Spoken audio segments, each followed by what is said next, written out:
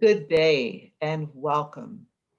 I'm Lisa Richards Toney, President and CEO of the Association of Performing Arts Professionals, and it's my pleasure to join you as moderator for today's discussion. With me, I have some of our wonderful artists and presenters who I am very delighted to introduce you to. We have a very important question that we will be discussing today. And for those of us who've been in the field for a very long time, this is really hitting at a very important time. And we need to discuss this and we need to understand our perspectives. Sphinx has asked us since last spring for examples of more decisive work in the DEI space. Presenting organizations have been challenged to contemplate committing 15% of their dollars in programming to Black and Latinx art. So this is our overarching question. So keep that in mind. But before we begin, let's introduce our panel. We have joining us Marc Bamuthi Joseph. Marc is a TED Global Fellow, an inaugural recipient of the Guggenheim Social Practice Initiative, and an honoree of the United States Artists Rockefeller Fellowship. While engaging in a deeply fulfilling and successful artistic career, Bamuthi has also served and continues to serve as Vice President and Artistic Director of Social Impact at the John F. Kennedy Center for the Performing Arts. Welcome, Bamuthi. Next, we have Clive Gillinson. Clive is the Executive and Artistic Director of Carnegie Hall, responsible for developing the artistic concepts for Carnegie Hall presentations. Welcome, Clive. Thank you. Next, we have Paola Prestini. Paola is co-founder and artistic director of the Brooklyn-based arts institution and incubator, National Sawdust. Welcome, Paola. And next, we have Deborah Rutter. As president of the John F. Kennedy Center for the Performing Arts, Deborah is the artistic and administrative director of the world's busiest performing arts center. So welcome, everyone. Before we get to our burning question, let's do an accessibility check. Again, I'm Lisa Richards Toney. I am coming to you from Washington, D.C. on the indigenous lands of the Piscataway, Pamunkey, and Anacostans people. I am an African-American woman with light to medium brown skin tone. I'm wearing black glasses, bulky jewelry, a black jacket, and I have a very busy background. Marc? Peace to you all.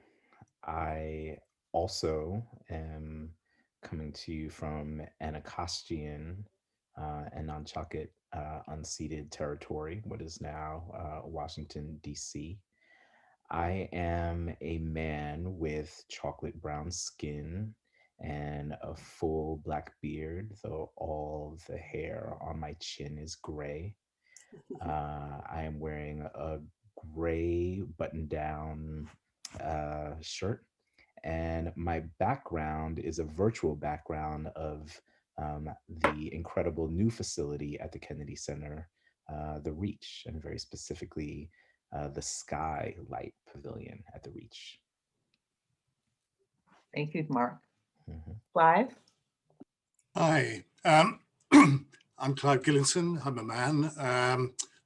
I've got too little hair, which is graying rapidly, much more than Marc. And I'm wearing a blue shirt. And I've been at Carnegie Hall here for 15 years, in fact, and it's the best thing that ever happened to me. But I live in New York, and we live on the Muncie Lenape territory. And I'm really honored to be part of this event today.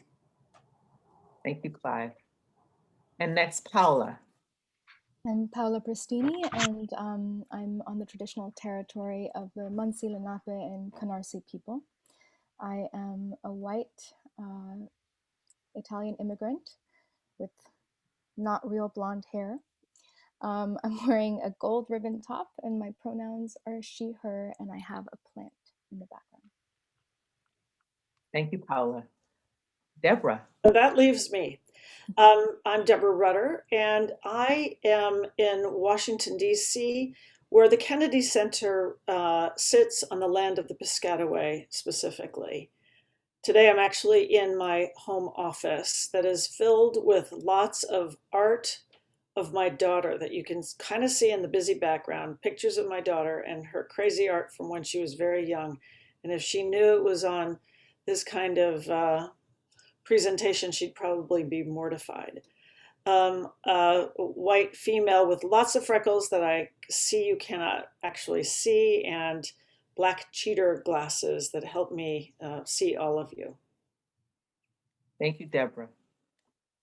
And thank you, everyone. It's so important that we do that accessibility check. And I want to acknowledge the land acknowledgement. And when we're talking particularly about these issues and all issues, frankly, the reckoning that's happening against what it means to really engage in DEI work.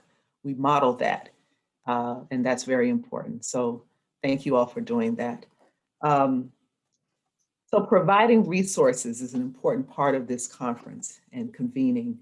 If any of our panelists have these resources to share, examples as we get into our conversation as an audience, I've just to let you know, I've asked them to please provide it in the chat, and you're welcome to copy and link and so forth. So hopefully that will be very helpful to everyone.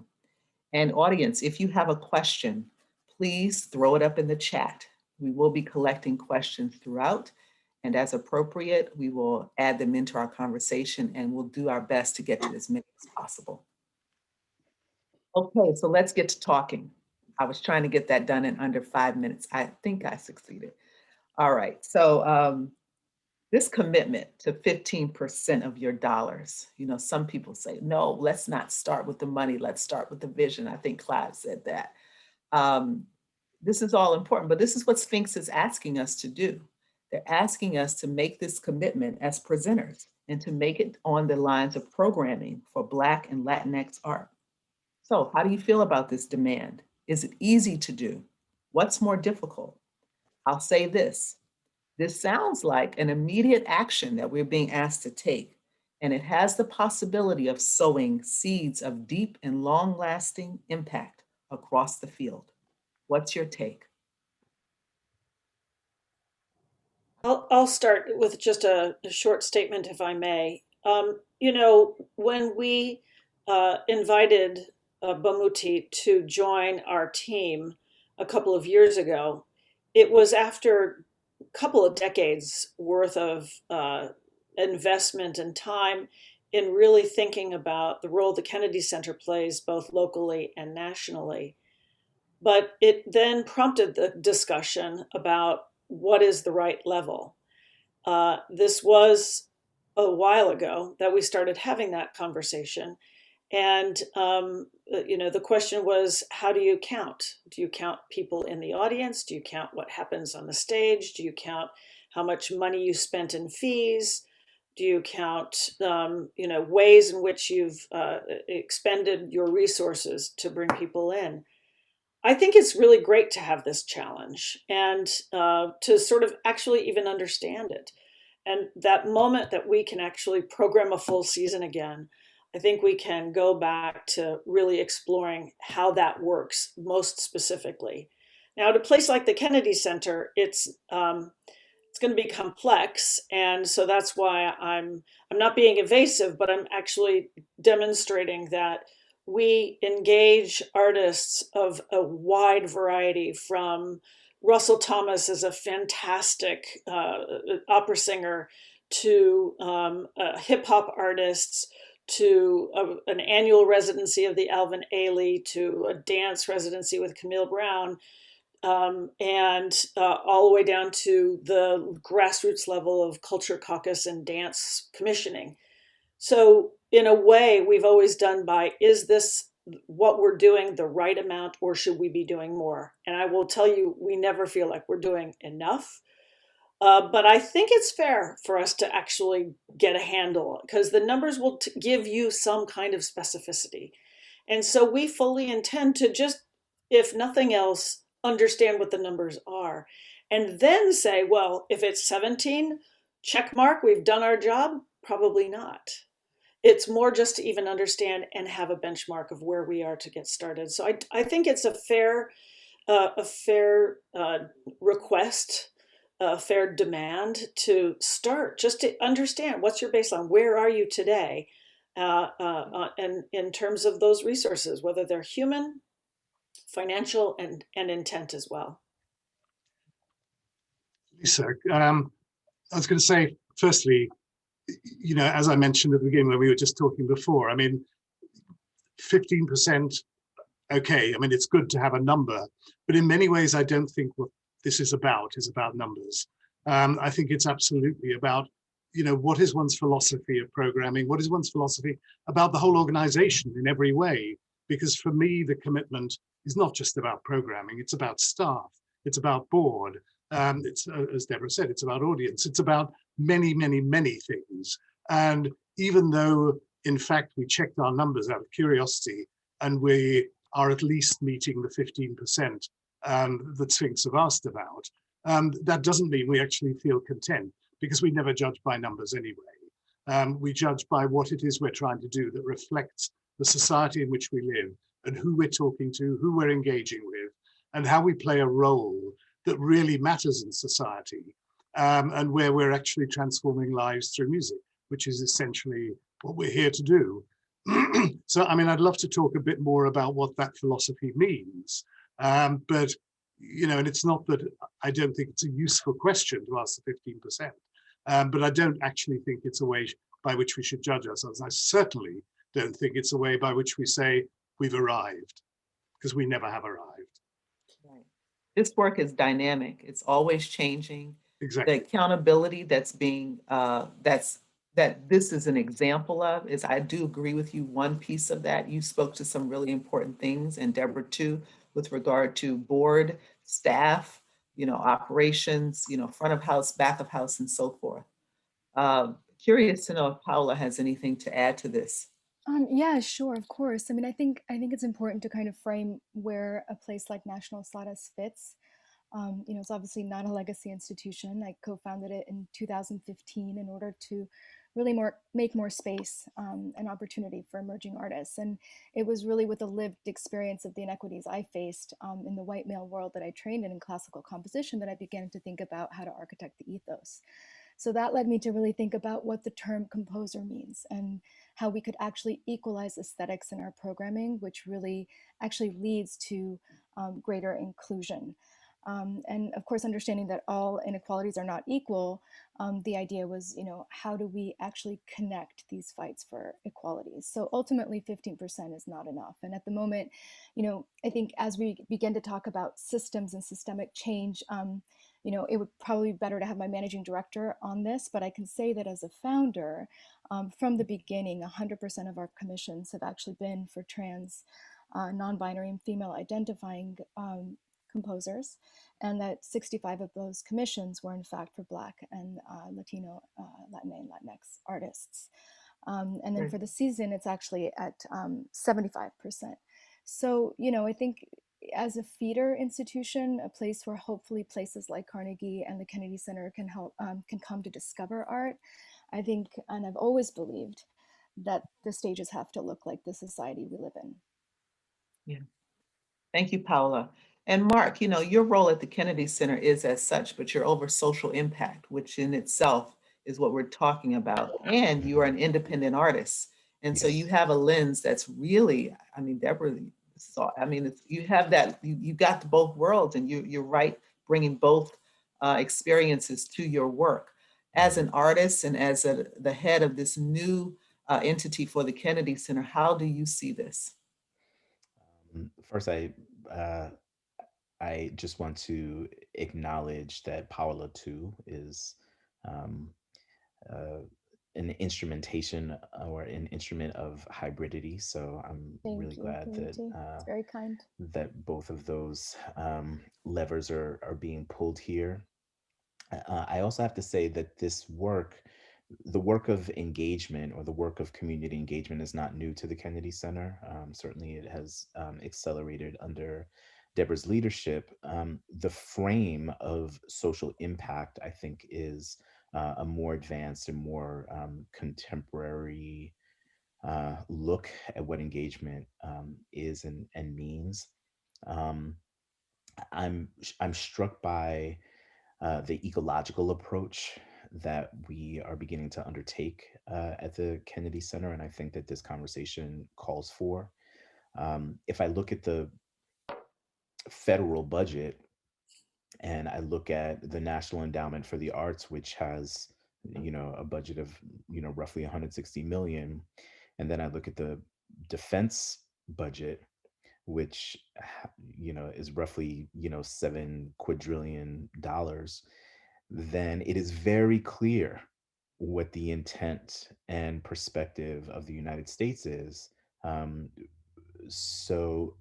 yes, we shouldn't stop at the numbers, but we should absolutely take reflection on what the numbers Mhm. reveal, what they say, and what they say to the communities that we seek to invite into our spaces. Um, I look at our work and I look at my work in general as an individual, as a human, as a first generation American, as as in alignment with historically stigmatized and historically marginalized communities. I am a product of the multicultural era, and I'm not fooled by ad hoc or above the surface programming. I understand what it is to kind of play a color by numbers game, both as an artist and also as a representative of an institution. And so we do have to build pyramids of cultural change and shift, not just being gesturally anti racist, but being structurally and systemically opposed to white supremacy. What I believe that means is we don't just have programs, we have a pipeline of funders and community partners that hold us accountable, that we have a pedagogy, which is a specific theory of change and execution of modalities that impact our organizational culture. We then have programs that the public can interact with, but are rooted in that accountability and governing philosophy. And if you have a pipeline, a pedagogy, and programs, then you begin to develop a profile for doing this work, which essentially convenes the public trust and belief in and around the work that you're doing. And if those four P's, pipeline, pedagogy, program, and profile, aren't in play, then we're not actually doing the work. We're working hard. But unless these things are ecologically and systemically connected, we're not making the advancements that that I think the 15% threshold um, is seeking from all of us. Very beautifully said. Is it four Ps? Four Ps? Yes. We need to put that out there. Thank you for your perspective, Marc. We're getting into the thick of what is vision and and tied to accountability. People have said sometimes your budget is your moral document. Meaning it ties precisely to what you believe as an institution and as people operating in our institution. So this sounds good, and it sounds like there's a great willingness and already an acknowledgement that this is needed. So who needs to hear this though? And where have presenters dropped the ball and they've kind of missed out on making the leap to do this kind of work? And what are the opportunities to repair that? I think fundamentally it comes down to a system of gatekeeping, and the idea of really needing to have a revolving set of curators and judges who help us kind of move this work forward. Because I think often what happens in our industry is that one person says something and then it just follows from there.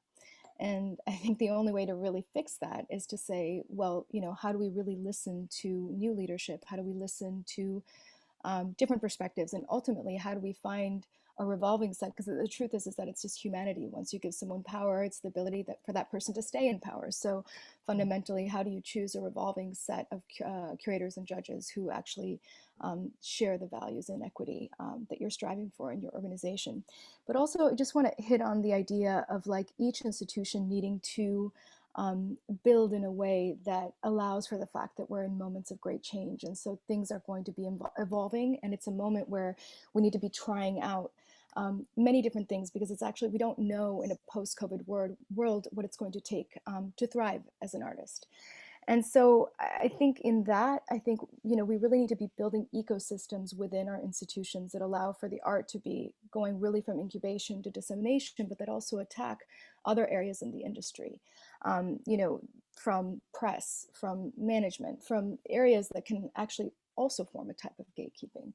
So fundamentally, I think that kind of responsibility needs to be shared and needs to be reevaluated in order, for institutions to do the kind of work that that Sphinx is talking about. Yeah, absolutely. Paula, you brought up something really interesting with regard to the entire ecosystem within our field and how we think people need to show up in the space of this demand, and where do they need, because the presenters can do things, the artists can do things, the managers and agents can do things, and that list of things that can be done to advance to get to what 15% or more looks like for you may be very different. And for some, it will be a very different way of operating. So we can talk about that. But we did have one question that's really easy to answer. It was if we could restate the 4 Ps. I'll let Marc do it. Sure. It's really easy to answer and also very complex in the answering. So the 4 Ps, I'll add a 5th P.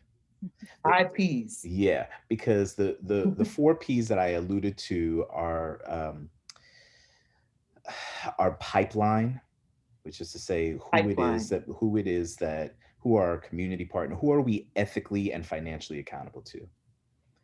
Pedagogy, which is what is your modality? What is your theory of change? What is your organizational culture? And organizational culture also means your board and your staff and your HR practices. The 3rd P is program.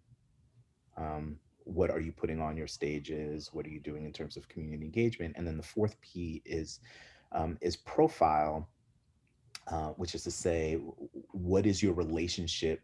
What is the relationship of that work to the public trust and to the public imagination? Does the public trust, are you known for doing this work? But then the 5th P that I'll add in this context is proprietorship. I've never heard you say that before. Yeah, because I love that we're having this conversation. I would, Deborah is my heart. I love Carnegie Hall and so grateful to Clive. Paula is my partner in crime, and me and Lisa go back to the day, okay? And I love that we're having it in the context of SphinxConnect. But there's also a way that these ideas, though they live in the public domain, are also part of a long lineage of intellectual properties primarily held by Black intellectuals, definitely held by Black women. And they can't just be ideas that are floating out there without being tethered to the people that espouse these ideas. So those 4 Ps live at the Kennedy Center with me, and are we're beginning to execute them within the institutional context. But as we share these ideas, let's also make sure that when we're looking for consultants, when we're looking for folks to help us really ground ourselves, that as we're looking to improve our equity standing, that we look to the intellectuals in our midst that hold these ideas to make sure that they're sound, and we're not just being programmatically ethical and equitable, we're being holistically ethical and equitable. Lisa, can I pick up on a few of the points? And I mean, one of the things which really comes out of what Marc was saying is, I think authenticity is central to everything we do and how we think it has to be. I also think, I think Marc was referring to that just now as well, that everything has to grow out of our roots. But we've always got to have our eyes on the future. So this is, the roots are there for us to grow from and not to hold us back. But it should be all about addressing the issues of today and tomorrow. But we're great believers in evolution, not revolution. But as I said at the beginning, I genuinely feel this is about every aspect of how we run our organizations. It's not just about programming, and Ab Simgupta, who spoke earlier, will, I think, have talked quite a lot about our programming. But one of the things that has been incredibly important to us is all the steps we've taken in every way over the recent years, to ensure diversity, equity, inclusion, and access are central to the way we think about everything. I mean, I'll just give you one or two examples. We started major national and international festivals 14 years ago. Since then, we've presented 14 of these major festivals altogether, and Black, African American, and Latinx issues have been centrally addressed in 7 out of those 14, and if you include next year, 15. And 4 of the last 6 have put specifically African American Black issues at the core. So, you know, those are our biggest showpieces, and they're by far the biggest commitment we have in all our programming. And next season, I mean, the ones we've looked at have been Jesse Norman curated a huge festival on African American culture. We did a Ubuntu festival around Mandela and celebrating the 20 years of majority rule, Voices of Latin America, the 60s, and all about oppression and the changes of the laws, migrations, and the huge impact of the African American South to North in internal migration. Artists Under Oppression this season, again, looking very deeply at slavery, and next season, Afrofuturism. But apart from that, I mean, all of this runs through our programming, but I'd say there's a lot of things where we're not nearly good enough. I mean, for instance, the engagement of Black composers. So there's quite a lot of areas we feel we've got a huge amount to learn and a huge amount to develop, and we haven't done well enough. So there's that. I mean, about 8 years ago, we engaged a consultant around diversifying our board. And because I felt unless the board was diverse, in a way that's got to be part of what you stand for. But now, because of what we're doing, and because they believe in it, we've got an incredibly diverse board. And there can't be a mismatch between a board and what your actual content is, what it is you're programming and doing, because otherwise they just won't be interested in being part of it. So you have to live what you talk as well. In the staff, we're very aware that it's a very diverse staff, but on the other hand, not so diverse the higher up you get within the organization.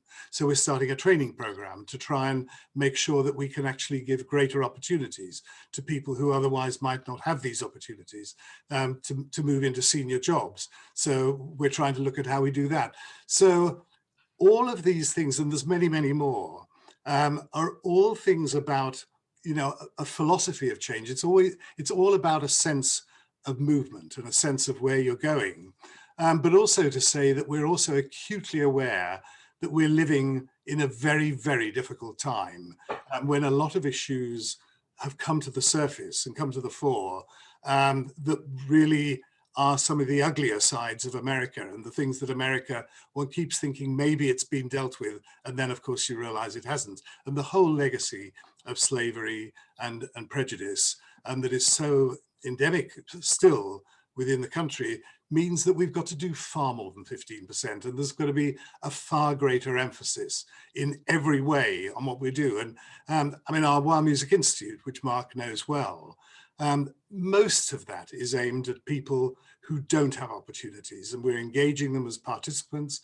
in creative learning, as well as addressing areas of social need and social impact as well. So across the organization, this has to apply. And, you know, and that's why I think today is so important, but it's only a small step on what has to be a much bigger journey. Yeah. A lot of what you said, I thank you, Clive, for sharing your point of view and also the many successes that you've had at Carnegie. It's really good for people to see and to know about modelings that are working and to know where they've come short, because the reality is that we will make mistakes. People are people, and this call, this reckoning has come at a time when, you know, the top has boiled over and the demand is very clear. And that won't go away. I think we will hold to that as long as we need to. And I think there's a huge and very important wake-up call to do it. But the reality is that many people haven't done it. And the public trust that Marc talked about, that fourth P, is not there with so many of people in our field, okay? And so what is the reckoning that has to happen there? Where is the opportunity for reparations? Where reparations is a big word, but repair. What needs to, where is the invitation to come on board and what needs to happen there? Because some people will say we need everyone to participate for this to work. It's not my job as a Black woman. I can't lead it. I've done a lot of leading of these kinds of sessions. I can't do it anymore. Other people have got to step up. And so how do we get people to do that in a way that also acknowledges that we got to upend gatekeeperism? Somebody in our audience has said, you know, that's really what we're talking about as well. Lisa, I'd like to raise maybe a little bit of an uncomfortable subject for some of us. You know, I've been in arts management for 42 years, almost 43 years. And at no point in those years did I run across somebody who purposefully was making a decision to leave others out. But I think what I have really come to learn and reflect on over a lot of time and with others is that that is insufficient, that it is not enough to say, I'm not trying to do this. I'm not a racist, but what am I actively doing that will enlarge the world I view, the world I engage with? And just in listening to Paula and to Bamuthi speak as artists, it and their approach to thinking about other artists and how to engage, and how that then is what audiences respond to. I think we as leaders of institutions have to really deeply reflect on what is keeping us from reaching outside our comfort zone. Clive has brilliantly told us about the projects that Carnegie Hall has done and has never before done. We have to think about that across the country.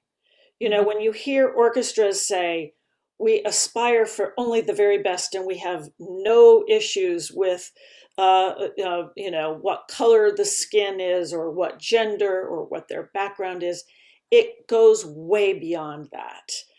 There is an invitation, an environment. You have to create a sense of welcome. You have to create an environment for all of this to happen, not just for your people on stage, your audience, who you have commissioned to write the work, how you have identified your conductors and your soloists and your special artists who are collaborating, how you think about the world differently.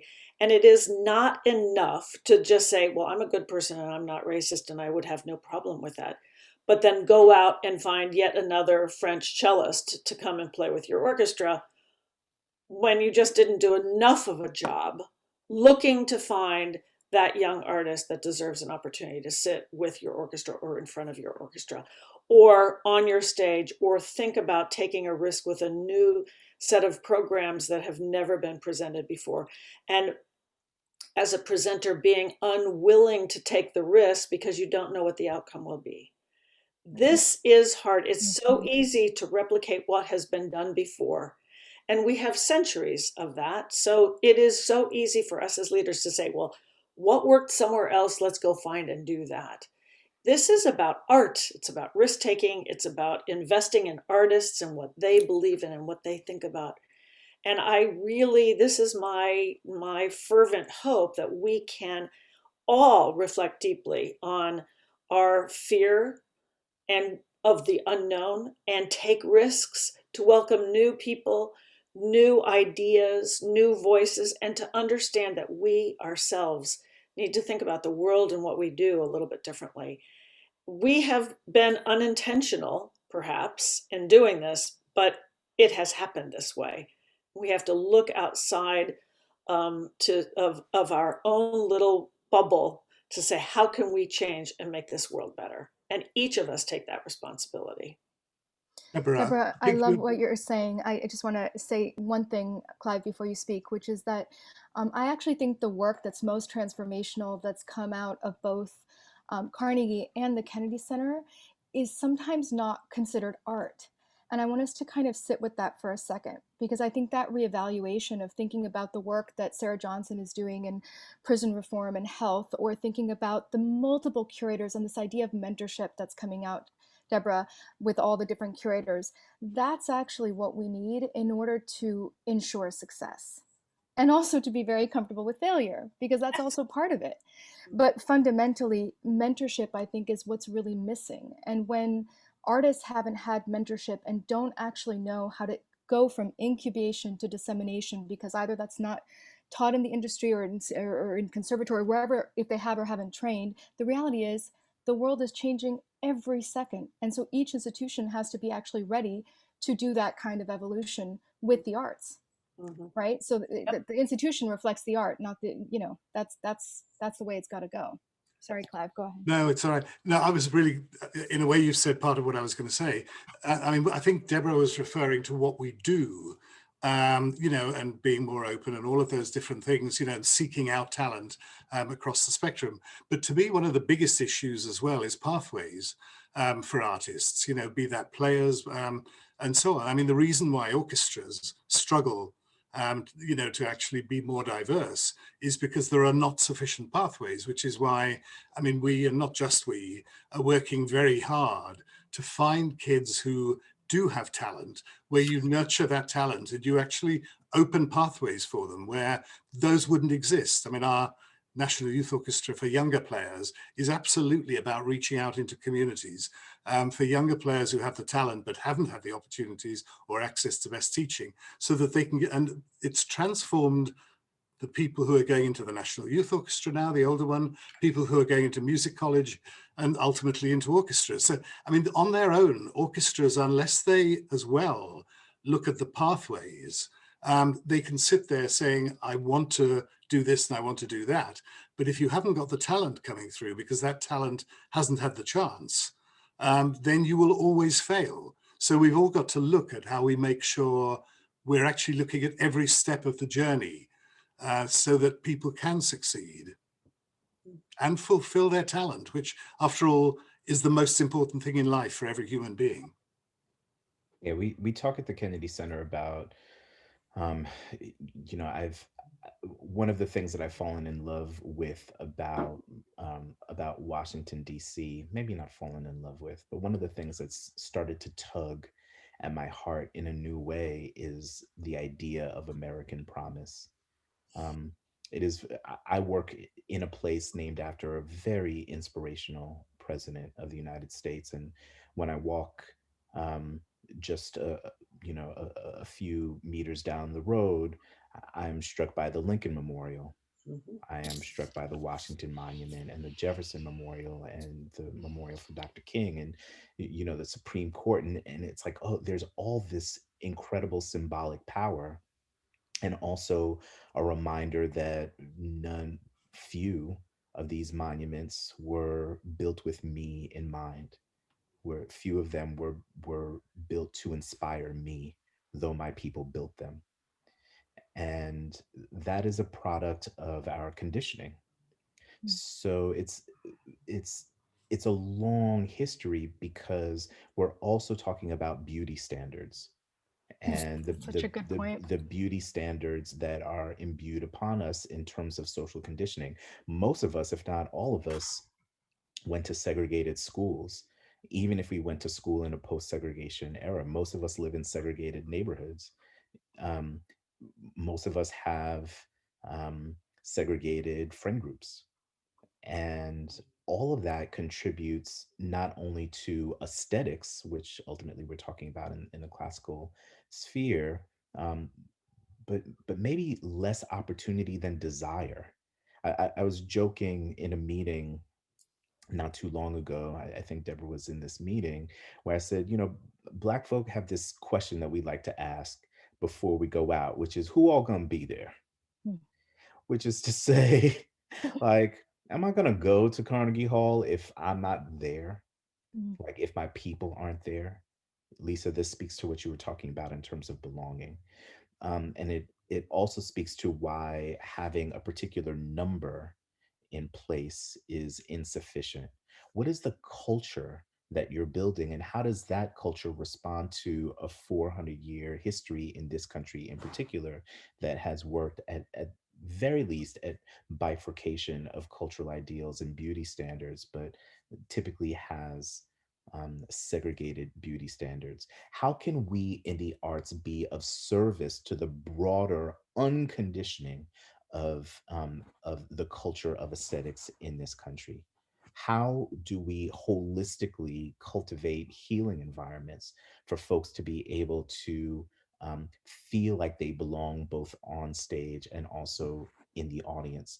And to Paula's point, how do we as institutions rethink capital? All of us have to abide by the bottom line. But we say at the Kennedy Center that there's a direct correlation between social capital and financial capital.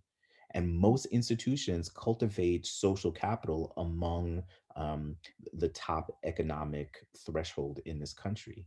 Are we also cultivating social capital within historically marginalized communities? And if we do that, then what is the relationship between investing in sincere and authentic social capital and financial compensation on the other side? Are we willing to do this work not just for one program or even for 1 year, but over the course of 10 years, drawing the link between the investment in social capital and a return on investment in the form of financial capital on the other side? We have to have that kind of vision as well. Yeah. Thank you, Marc. We have a couple of questions in the chat that I think naturally, nicely flow with what we're talking about. One has to do with ceding power. And it's interesting, we talked a little bit early about that with regard to, I'll read it directly. In the orchestra world, artistic directors have a huge amount of control over programming. How do we bring them on board with a process that necessitates ceding some of that power? We talked about getting all these new voices and said, that's a new way of working. Let's be honest. That equitable partnership that we want in the field, that's not necessarily how we've worked. Well, Who has, yeah. so how do we get there? I mean, I think fundamentally it's letting go of ego. And, classical music comes from a tradition of ego and of singular power. And so I think the only way to do it is to dismantle that. Also, orchestras don't represent one person's point of view, they represent a community. So just by nature of that, there should be multiple perspectives. So I think that as long as people get behind the idea of dismantling singular power, which I think probably if you phrase it that way, everybody would be like, oh yeah, I get behind that. But then it's actually not so impossible. And then you get a breadth of inspiration and perspective. And as Bamuthi so well says, authentic ties to a community. So it shouldn't be that hard. Mm-hmm. I mean, unless the board and everyone has decided that this one person has the answer for their institution, which, wow, that's a lot of responsibility. So I'd love to speak to this issue of the board members, because I see that's one of the questions. And I think that actually can play a really, really important role, because if you have the right leadership from your board, it can infuse the choices that are made for who works there and how those decisions get made. It is not a quick and easy fix per se, and I can give great examples of times that it has not succeeded at all and been very disappointing, and in other circumstances where it has made all the difference. It takes time, dedication, and the right people starting the work, And once you get in and you get a little bit of the momentum, it flows from there, and the success can be really, really positive. You don't necessarily have to have a person of color be the champion. In fact, sometimes the better to have not a person of color being the champion. We rest too much responsibility on that individual in any case, but rather to find the right best person as the champion. I've had the experience where it didn't work in a mainstream organization, and it was enormously difficult for me individually to work at it from a staff level.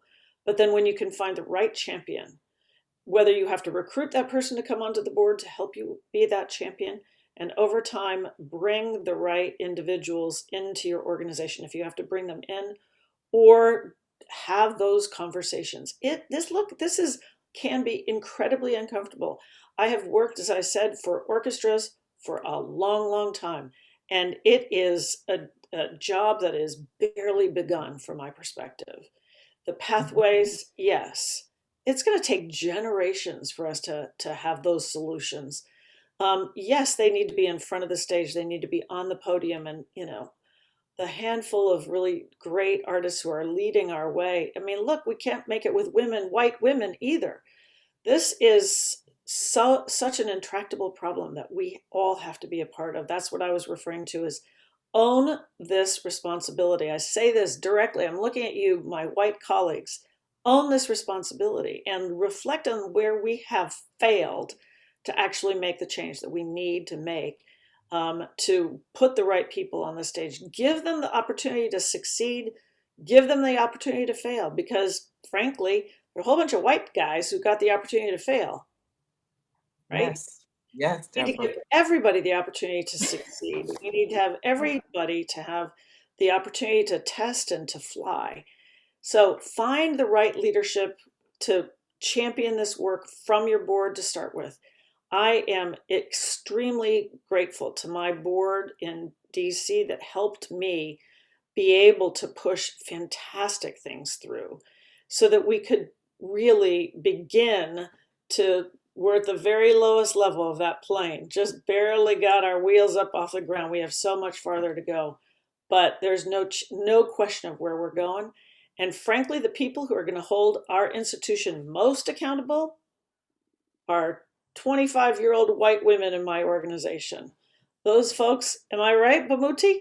Oh my gosh, the accountability starts with my staff who are on this. This is who they are as Americans working in this country right now.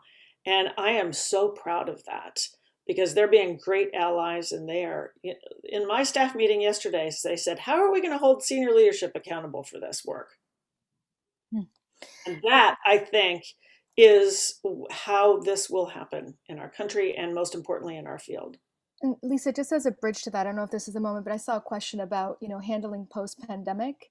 And I think that's a really interesting question. I don't know if you want to go there now, but I just go right ahead, Paula. So, I mean, the idea right now that I've seen so much in the classical music industry is just people not doing anything during COVID, as if somehow artists are supposed to survive this without any support. And I think that is a really frightening prospect. I think there's been a lot of luminaries in the field. I mean, I'm grateful that our board literally come May began programming money, and the Alpha Diamond Foundation, Alex Sanger, who's such an incredible man in the field who gives support.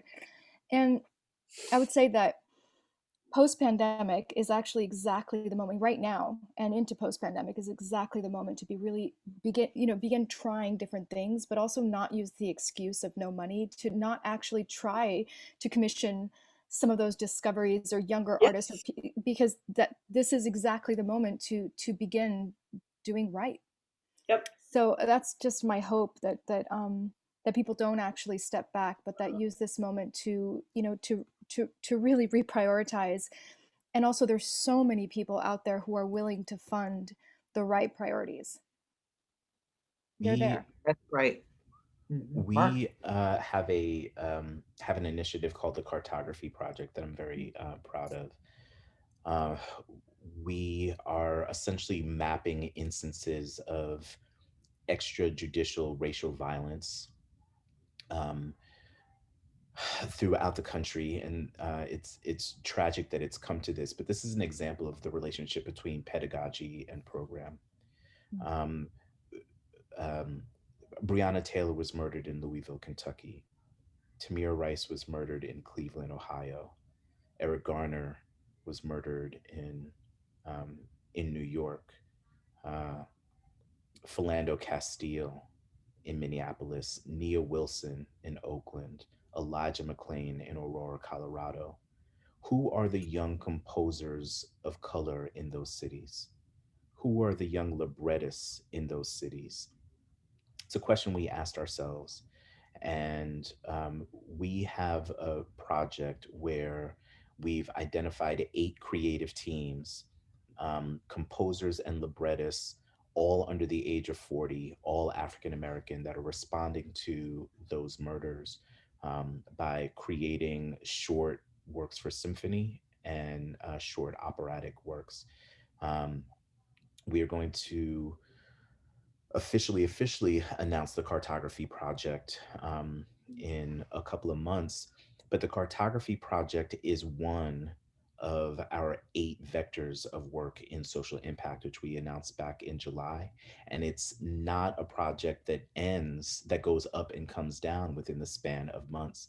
It's a 5-year commitment to take these initial 8 compositions and to create evening length works out of all of them, and to redouble our efforts over time.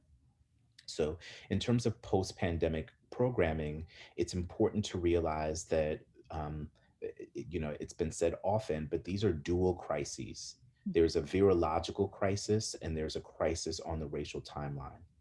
And we have to heal from both. Um, the infrastructure of public healing, I believe, is the cultural work of our institutions. And so that means we don't just do the one concert and drop it. In a post-pandemic era, if you are doing the one concert, or even if you're doing the 10 concerts without sustained effort over time and a direct pedagogy to root and connect them all, we're not working in a structural way. We're working in an ad hoc way. And though the programs themselves may be beautiful, unless they're connected not only to the architecture of the cultural understanding of the institution itself, but also to a broader body politic and public imagination, then we're only doing part of the work. We really have to think about this whole thing systemically, the same way that you would think about environment. I was saying to staff yesterday, when in California, I take shorter showers. There's a relationship between the wildfires, the lack of rainfall, and my personal water use. If you can think about the environment in that way, then you can also think about the psychological, the cultural, and the aesthetic environment in the same way. It is all ecologically connected. Yeah. And when you think about the ecology, I'm so glad you brought that to our conversation. And we are coming to the end, and I want to be judicious about the questions that have come up in our time. But looking at this concept of ecology, and then on top of that, what we're talking about with exceptionalism, tokenism, and how that does not fit into really being authentic to what it means to really embrace a worldview, a worldview of how you see yourself. There was a question about safety, making spaces safe. What does that mean for, you create diversity and then, but is it safe culturally? Is it safe to really be, are your audiences really ready? It's going to take time, but what we've all been hearing, I think, is the need and good examples about where we can go with changing our culture and our worldview. And that's not a different mandate than our mission statement and our vision. It has to be on par. This whole idea of tokenism, we talked earlier about that, as panelists. We can talk a little bit about that and then we will close. Anybody would like to bring that? How do we avoid that, that awful trap?